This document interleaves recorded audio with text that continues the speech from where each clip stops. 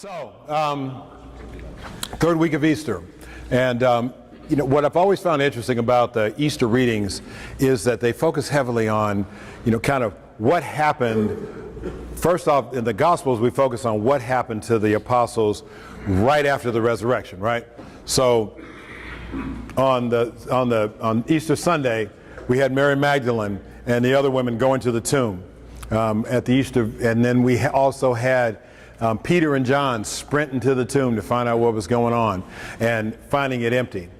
We have the road to Emmaus and the apostles, the disciples encountering Jesus and recognizing him in the breaking of the bread. Even the daily mass readings focus a lot on that period right after the resurrection, between the resurrection and Pentecost. What happened to the apostles? What was going on? What was in their brains?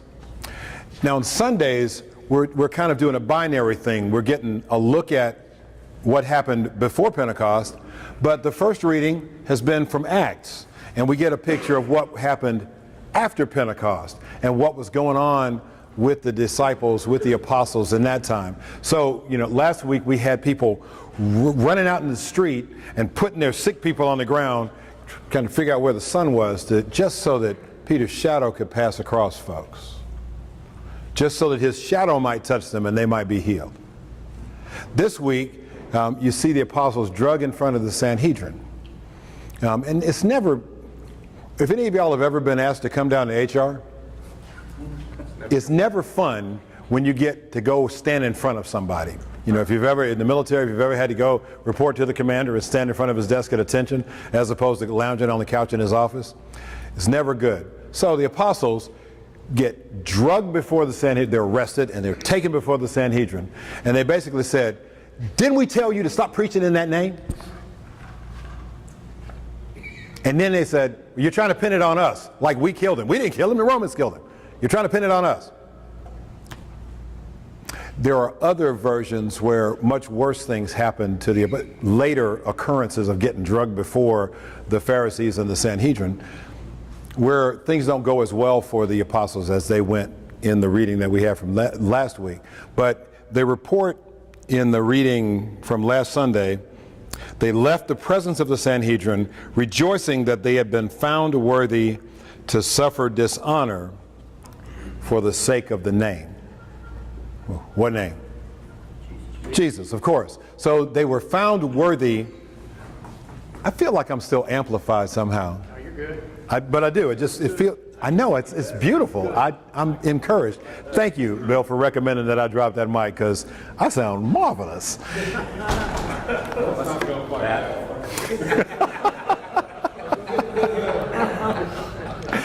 And for those who were at Incarnation last weekend, you heard me point out that, we like to attach ourselves to stuff. I was just looking around.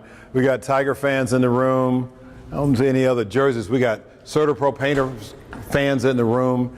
All of us have T-shirts for teams. I got plenty of Army football T-shirts at home that I'm actually proud to wear now. And there's Tennessee fans in the room. Nobody that will admit it. There's Bama fans in the room. Hey, Fighting Irish. There's Notre Dame fans in the room, of course, on a Catholic campus. So we like to attach ourselves, and the Fighting Irish are great, but since he graduated from school there, all he's done is send money to Notre Dame and watch them play football. And the same thing with Bama fans, the same thing with everybody. We do a lot of stuff for the teams that we're associated with. But have you ever considered what it would be like if being a Ole Miss fan would actually get you arrested? What if being a Memphis Tiger fan would cause you to lose your job? What if attaching to Army Black Knights football would cost you your life? So it changes the stakes.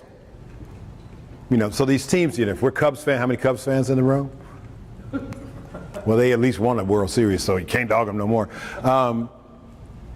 There's lots of fans of lots of teams, for lots of sports, and, soccer, God knows, soccer and rugby teams are just crazy, but it doesn't really cost anything other than buying paraphernalia to be members of those teams or be attached to those teams. But if you look at the time in which we live now, the stakes are a little bit different. You know, all of us in the room are or have been professionals, right? Thank God, I run my company. I know the HR director, and he told me it's okay to talk about Jesus at work if he wants to. But he's a good guy, I know, right? He's a good guy. He's pretty lenient on things like that. You know, and I'm thinking that Sam has a similar situation at his company. Brian less so, but, you know, even at his company, you know, not everybody is Dr. Shanzer. You know, so not everybody's down with slinging crucifixes and throwing holy cards around and talking about Jesus 24/7. You know, so we find ourselves in this era having to be a little circumspect about who we talk to and how we talk to them about Jesus Christ. But funny enough, of all the conversations we're going to have with anybody in the world about anything, whether it be about putting paint on walls or about restoring sight to people or about curing cancer and other diseases, it doesn't matter. None of those things matter as much as sharing the message of Jesus Christ and Him crucified. Sharing the gospel with people, explaining to people the kerygma that we've been talking about since January, explaining to people that they actually have the opportunity to restore a broken relationship with God because of the sacrifice of that man on that cross.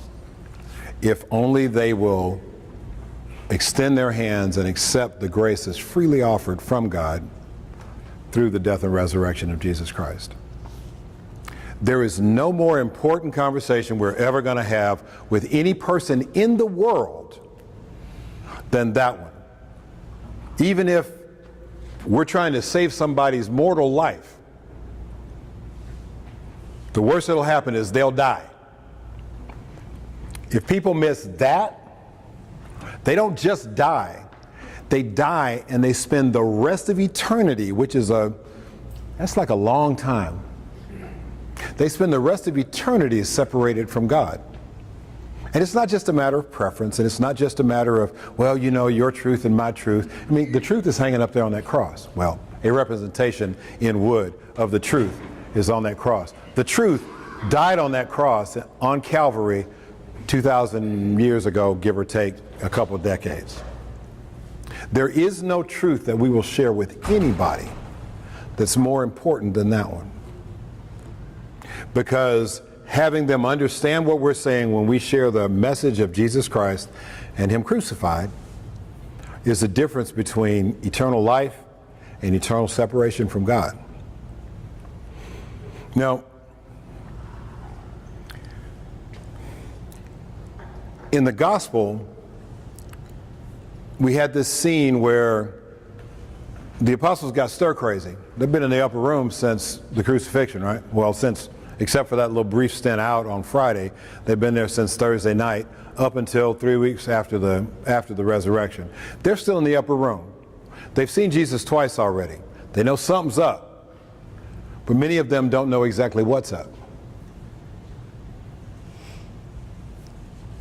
So Peter gets stir crazy and says, and I can almost hear him in a southern accent, "I'm going fishing." And I'm sure there's fishermen in here, and you get frustrated, you get tired of what's going on, and you just drop everything and you go fishing, even if it's for an afternoon. "I'm going fishing. I'm going to go back to what I knew." And the other apostles looked at him and went, "Yeah, me too." So they all go out on the Sea of Tiberias in a boat. And just like back at the beginning of the Gospels, when Jesus encounters them and says, "Hey, did you catch anything?" And they go, "No, we were out there all night, didn't catch a thing." "Oh, well, put your net over on the other side of the boat. You might catch something." And they can't pull it in. And what does Peter? Peter confesses it. He says, "Please depart from me, Lord, for I'm a sinful man." And Jesus said, "Nah, don't worry about it. Just come with me. From now on, you'll be catching men."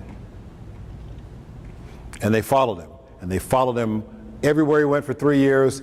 They followed him right up until the garden, when the Romans and the temple guards came and got him, and then it was like, "Oh, never mind. And they stopped following him for a minute, except for that one guy who Jesus loved, he says, often, all the time. So except for that one apostle whom Jesus loved, everybody else scattered. Peter couldn't admit that he was a disciple because he was scared for his life. And then the resurrection happens. And then Jesus comes and breathes on him and says, "Peace be with you." Twice. And they're still not at peace. So they go fishing. And they meet him on the shore. But they're afraid to ask him for his name. They're afraid to ask him who he is because they kind of know it's Jesus, but it's like, well, I don't know if I'm just not going to ask. And then Peter has this little dialogue. But Jesus was present to them in the flesh. Then he left. Now Jesus is present to us through the ministry of the descendants of the apostles, through the ministry of people like Father Jolly who share in the ministry of the successors of the apostles, in the body of Christ gathered among all of us, in the word proclaimed, and most perfectly in the Blessed Sacrament. So just like Peter could sit there munching on fish and trying to explain to Jesus, yeah, really, for real, seriously, I love you. While he's sitting there getting asked 3 times, do you love me? We can get that close to Jesus in the Blessed Sacrament if we can see that with eyes of faith. But we have to be able to see that through the eyes of faith.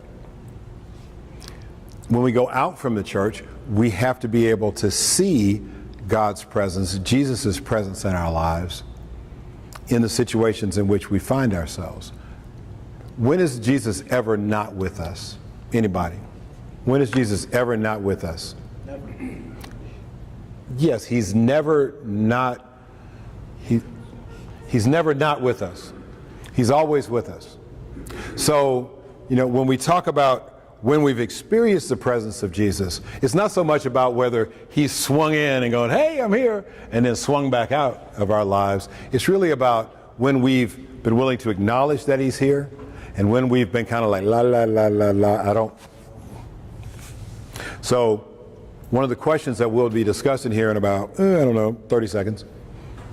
When have I experienced the presence of the Lord in my life, or what has blinded me to his presence?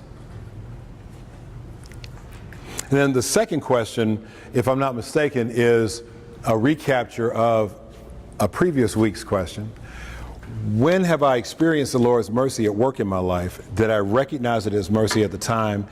If so, how so? If not, why not? So God's mercy, one of the expressions of his presence in our lives. So go ahead and grab your envelopes on your tables, pull out the questions. If y'all could take just a moment, because being the heathen that I am today, I did not pray before we started talking. Take just 15 seconds in prayer, and then please discuss those questions that you have on the tables.